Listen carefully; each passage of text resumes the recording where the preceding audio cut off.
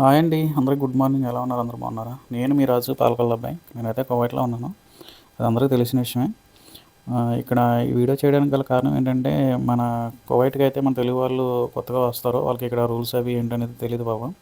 చాలా ఇబ్బంది పడతారు. అందుకని ఇలా యూట్యూబ్లో ఎక్కువగా చూస్తారని చెప్పేసి ఈ వీడియోని అయితే చేస్తున్నాను వాళ్ళ కోసం.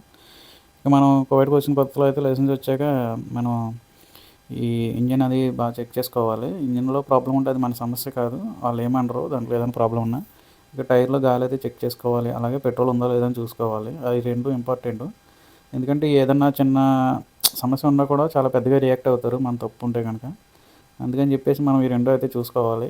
ఒకవేళ పెట్రోల్ లేకపోతే కనుక మన ఇండియాలో అలాగా వెళ్ళే దారిలో కొట్టించుకుందాం అనుకుంటే మటుకు అది చాలా మిస్టేక్. ఎందుకంటే వీళ్ళు ఊరుకోరు అలాగా. మార్నింగ్ లేచి నువ్వేం చేస్తున్నావు కార్లో పెట్రోల్ కొట్టించుకోకుండా అన్నట్టుగా మాట్లాడతారు. వీళ్ళు మాల్స్ అని ఇవన్నీ తిప్పి మనల్ని 2-3 గంటలు వెయిటింగ్లో పెడతారు.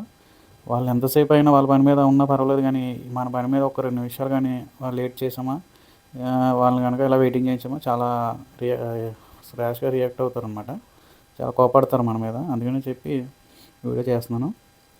మీరైతే పొద్దున్న లేవగానే మెయిన్ ఈ రెండు చెక్ చేసుకోండి. అలాగే కార్లో అయితే పెట్రోల్ అయితే నింపుకొని పెట్టుకోండి. ఎందుకంటే వాళ్ళు ఏ టైంలో ఎప్పుడు ఫోన్ చేస్తారనేది వాళ్ళకే తెలియదు. అరబీ వాళ్ళకి ఎక్కడికి పంపుతారనేది.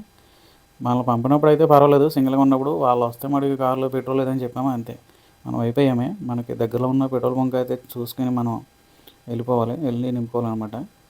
ఇక్కడ కోవిడ్ వాళ్ళతో ఎలా ఉంటుందంటే రూల్స్ అన్నీ కూడా చాలా బాగా పాటిస్తారు. అందువల్ల ఇక్కడ యాక్సిడెంట్లు అనేది బాగా తక్కువగా ఉంటుంది. వాడు రేంజ్ రోవర్లో రాని ఎవడైనా ఎవని మన డ్రైవర్లు అయినా కానీ వాడు మనకు మర్యాద అనేది ఇస్తాడు రూల్స్ విషయంలో. మటుకి ఇది మన ఇండియాలో అయితే రింగ్ రోడ్ అంటారు, ఇక్కడైతే దవర్లు అంటారు అన్నమాట. కంపల్సరీ ఎవడైనా సరే ఆ రింగ్ రోడ్లో కారు ఎంటర్ అయిందంటే కంపల్సరీ ఆగి చూసుకుని వెళ్ళాలన్నమాట. అదే మన ఇండియాలో అయితే అలా ఉండదు, తెలిసిందే కదా అందరికీ. ట్రాఫిక్ ఎక్కువ అవుతుంది, రూల్స్ సరిగ్గా పాటించరు మన వాళ్ళు. అందుకే ఇక్కడ రూల్స్ అనేది చాలా నచ్చింది నాకు. ఒకటి ఏదైనా నచ్చింది ఉందంటే అది ఓన్లీ రూల్స్ మట్టుకే. ఇక్కడ రూట్లు కానీ రూల్స్ కానీ అవి బాగా పాటిస్తారు.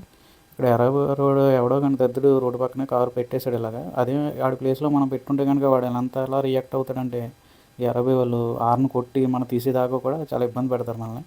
ఆడు ఎందుకు ఆగాడు ఏంటనేది కూడా ఆడు అనుకోరు. అలా చాలా ఎక్కువగా రియాక్ట్ అవుతారు, హార్న్ కొట్టి తిడతారు కూడా. నువ్వు మైండ్ లేదా నువ్వు అనేసి తిడతారు, పెచ్చోడు అన్నట్టుగా తిడతారు అరబీలో. ఇక నేను మా ఇంటి రూమ్కి దగ్గరలో ఉన్న పెట్రోల్ బంక్ అయితే వచ్చాను. ఇది మాకు 2 కిలోమీటర్లు అయితే దూరంలో ఉంటుంది.